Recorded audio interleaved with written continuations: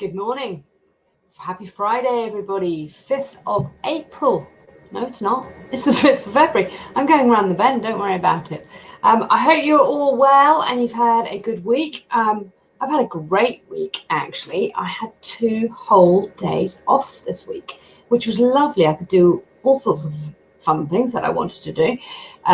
But also I had the headspace to be able to do some planning, which is really exciting. So I've been planning for my next quarter, which is really good. And I've been setting up my 5 steps to increased profit challenge, which starts on the 22nd of February. If you are interested in joining the challenge, just comment below. Just comment a profit and I will send you a message and give you the link to sign up. So it starts on the 22nd of February and it's going to be amazing. It's going to be amazing. It's not going to take up too much time of your day. It's going to have a lot of me in there. Each day will probably take you about 15, 20 minutes to do the tasks. Not very long. And then you'll have questions and answers with me later on during the week, and a mastermind with prizes. A mastermind with prizes on the following Monday, the 1st of March. So if you're wanting to increase the profit in your business, then come along and join the challenge. So today we're going to be talking about the 7 biggest problems with profit and how you can fit them. Why is profit so important? What is it that's so important about it? There are so many reasons that people have become entrepreneurs. No matter what yours are, and it doesn't make any difference what they are, even if they don't include getting rich, your business still needs to generate a profit. So without one, you cannot keep your doors open. You can't keep doing what you love best. Unfortunately, the majority of new businesses ultimately end up failing within the first few years. In a large part, this is due to an inability to generate sufficient profit. And it's not a problem to scoff at. Even businesses built on really, really solid ideas can suffer from a lack of profitability. So what prevents businesses from being profitable in the first place? Here are 7 major problems. I can see that some of you are live on here. Please comment and say hi. Let me know that you're in here. I'd love to hear from you. So, number one problem, low prices. Setting prices is one of the first and the most important decisions that you'll ever have to make for your business. How you set your prices could easily dictate your future success. Most entrepreneurs immediately they caution themselves not to set their prices too high. But if your product costs more than your competitors, you could actually be turning away your entire target market. However, if you set your prices too low, you'll end up spending more in production or in actually servicing your clients than you can actually feasibly make back. Consider your margins really carefully. Don't be afraid to charge for quality. If you are offering quality, which I'm sure you all are, then you've got to charge for it. You've got to charge for what you're actually worth.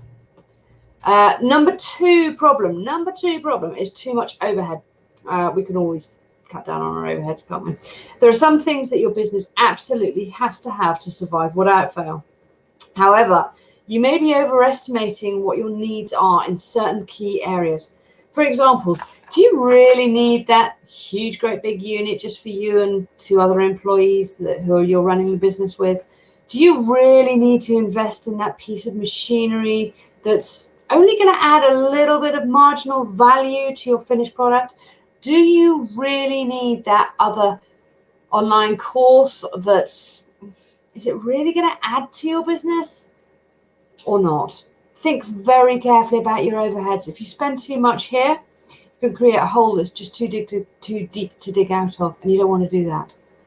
Too many ongoing costs. It doesn't take much for your business expenses to start spiraling completely out of control. And because expenses come in so many different forms, it's hard to pin down just that one area where you're bleeding money. So think about how many people you have on your staff. And that includes your freelancers if you've got VAs and things like that. Think about what you're paying your suppliers.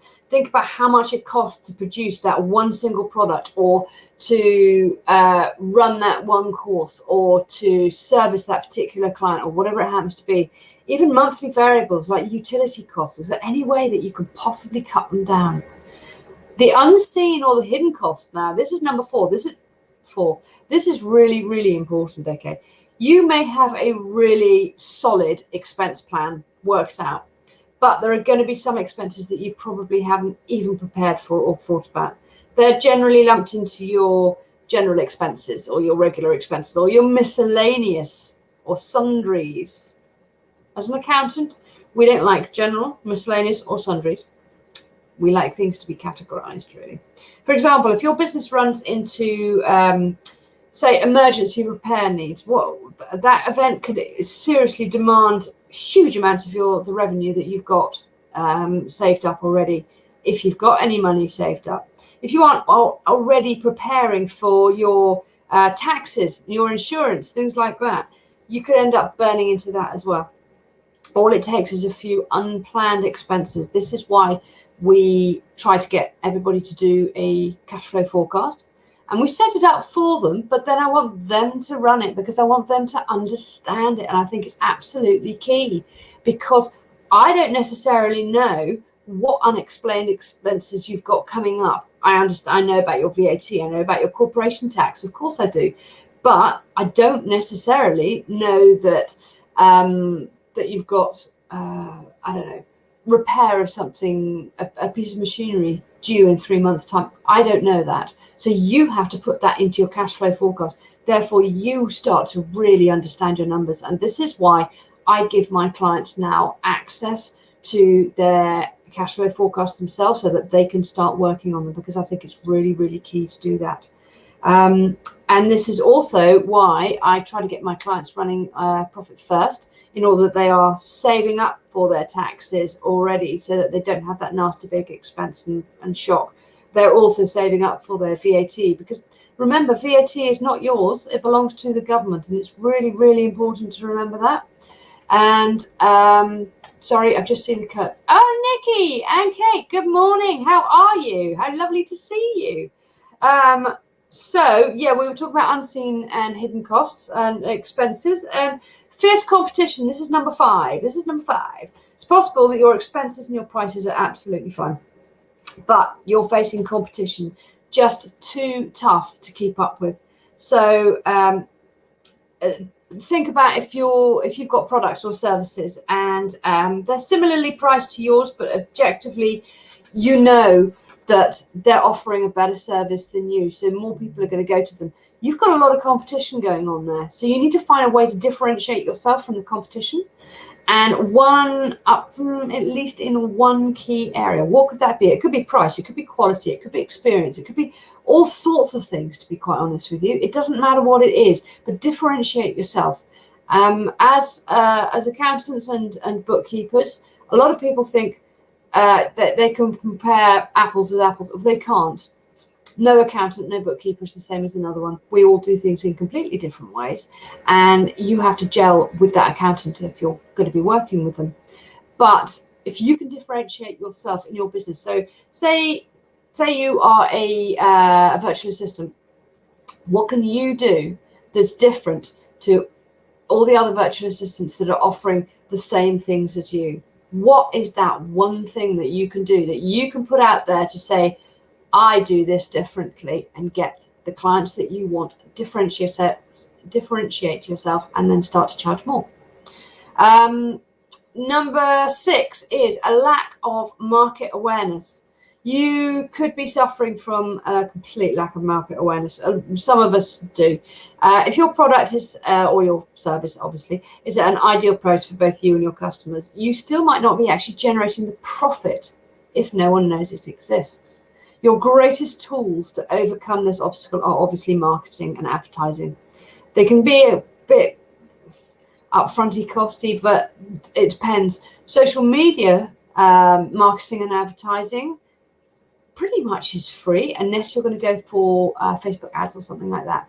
But if you're going to use Instagram or Facebook or LinkedIn without paying for any of them, you can get some serious traction on your marketing and your advertising. It can be very, very good. If you haven't investigated, have a look at it and just see if there's something that you can do.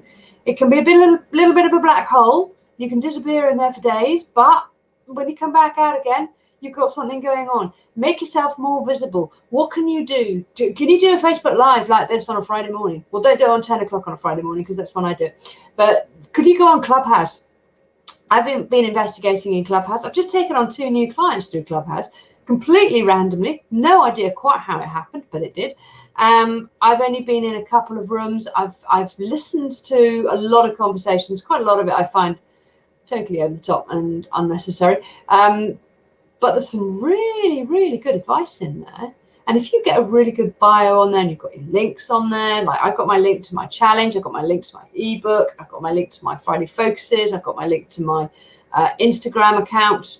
I still don't know how to use it. I need a teenager to show me, but I've got it. And I believe that if I spent a lot more time in Clubhouse, I would probably get some serious traction out of it, but I don't at the moment. And this is number 7. Yeah, 7. Inconsistency. Inconsistency is huge, especially when you're advertising and marketing. If you are not getting your content out there, if you are not putting out the Facebook Lives or the Facebook posts or the whatever it happens to be, if you are not being consistent, you're putting the blogs out, whatever it is, if you're not being consistent, then people are not going to know who the heck you are. There is your expenses, as we're talking about profit, your expenses can swing enormously from month to month. And your sales might even swing from month to month as well. You may not know exactly what's happening, depending on what you're selling, whether it's a service or a product, and etc. But if you can iron out those inconsistencies, I now have 98% of my clients pay on a monthly basis. They pay a fixed fee. They know exactly what they're paying. I know exactly what they're paying. I know exactly what's coming in. The one-offs that I have for all my profit first assessments and things like that, those are the extras, the icing on the cake. But the others are my consistencies, and that is how I have started to be more consistent. And I think it's really important. So we've got to be more consistent in our marketing and our advertising. We've got to be more consistent on how we are paid and how we pay people as well. Again, cash flow forecast. Cash flow forecast. I'm going to say it again and again and again because it's absolutely key to your profit. But if you need some help working out what your costs are, and I'm going to give you a bit of a insight into me here. On my half a day that I was doing work this week, on one of my days off, I was going through all of my expenses because it's something that I tell all my clients to do. And I was going through Xero, and I was going through subscriptions. I was going, yeah, all necessary, okay. And these were okay, so all of those are necessary. I can't cut anything out. And then I thought, you haven't done that properly. You haven't delved really deep into your expenses to see if you really need those. So, me being me, I set up a spreadsheet, and that spreadsheet now has columns on it, not just the must, should, coulds that I do, but also it's got another column. It hasn't even got a name, this column, but it's a real deep dive into those expenses. It's whether or not those expenses are income producing or not. If they're not income producing, then I go through the must, should, coulds. If they're income producing, then that's absolutely fine. Then I need them. But if they're not, and do you know what? I cut out another 12% of my expenses. Now that is 12% extra on my bottom line for my profit. That is 12% extra for my profit because I delved really, really deep into my expenses. And it's not a nice thing to do. It's not a fun thing to do, definitely. But it's not a nice thing to do. But the reward at the end was just, I'm quite proud of myself. I've walked my talk, talk my walk, whatever it's called. Can't remember what the heck it's called. But I've done it anyhow. And it did actually feel really, really good. So if you'd like some help working out what your costs are, what you can cut in your costs, which ones it would be better not to have, then come along to my 5-day challenge. Starts on the 22nd of February. If you comment below profit, then I will send you all the details that you need. As I say, it's not going to take up more than about 15-20 minutes of your day to do the tasks. Probably about the same amount to do the lives in the morning. It's going to be at 12 o'clock each day, and then we're going to have a masterclass on the following Monday, on the 1st of March. Come and join me if you want to make more profit in your business. And if you're watching this on replay, please comment #replay. Thank you, guys, and I will see you next week. Have a fabulous weekend and a great week next week. Bye.